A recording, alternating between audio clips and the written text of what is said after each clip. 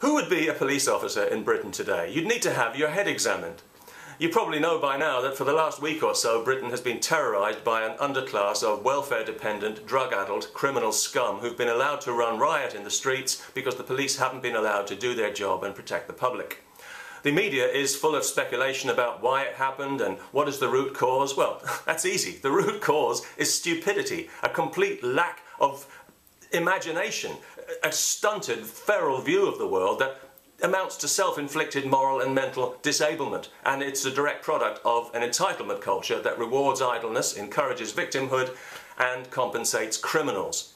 That's the root cause, and it happened because there was nobody there to stop it, and because the people who did it know damn well that if they are caught they won't be properly punished. That's why it happened. It also happened because we don't have enough police officers in Britain. They cost money, unfortunately, and many of the ones we do have not been properly trained in riot control because that costs money. It happened because police are not allowed to deal with rioting effectively in Britain, using water cannon, tear gas, rubber bullets, the kind of thing other riot police take for granted. Also, individual officers have learned from experience that if they lay a hand on a rioter, they're likely to be charged with assault or worse. Ordinary officers in the police have got no chance at all. Whatever they do, they're criticised and vilified for it by people who are not in their situation and who couldn't cope if they were. When the rioting first broke out, if they'd gone in straight away and started cracking heads, the media would have been all over them for police brutality. They're not even allowed to carry guns except in special circumstances, even though gun crime is rampant in Britain. And in some places it seems like every second 14-year-old is walking around with a gun jammed into a belt worn halfway down to his knees. Indeed, the whole thing happened because the police shot dead a man who was pointing a gun straight at them, and this apparently inflamed local sensitivities, which is the worst crime you can commit as a policeman in modern Britain. The Social Justice Brigade have been quick to blame the rioting on the usual suspects: inequality, unfairness, lack of opportunity. This is happening, they say, because these youngsters are unemployed. No, it isn't. Who needs a job when you can deal drugs? That's where the real money is. And besides, if they had to look for employment, they might have to learn to read and write. OK, then it's happening because they're disengaged from society. Oh, are they? How awful for them. Hey, come to think of it, that might have something to do with all the drugs.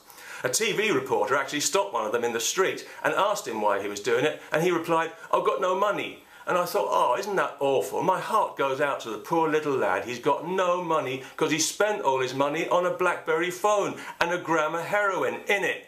You got money, you parasites. You get state benefits because other people work to pay for your room and board.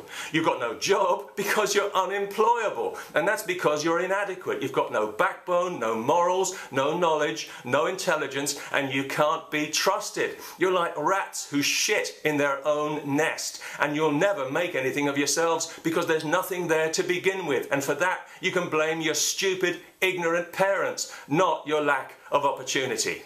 There are people on this planet who can only dream of your lack of opportunity, you disgusting parasitical half-wits. Go tell the starving people in Somalia that you've got no opportunity. Tell the 10-year-old in Pakistan making mud bricks for 18 hours a day for no pay. Tell these people that you have no opportunity, you pathetic, pampered human vermin. If we had any kind of justice system worth the name in this country, everyone connected with this riot, anyone convicted of taking part in this riot, would automatically lose entitlement to state benefit for life, and they would have their house demolished. Now that would be justice, and if it violated their human rights, hey, so much the better. However, what will happen, if past form is anything to go by, is that a few hundred dregs of society will go through the courts and get derisory sentences, while the rest of them take their new plasma TVs and go back to their normal lives, terrorising the people around them, which they can do because there's nobody there to stop them, and then everything will go back to normal for everyone except the victims, the people who've been murdered or who've been burned out of home and business because the police weren't there to protect them, because there aren't enough of them, and because they're not allowed to. Peace, that'll be the day.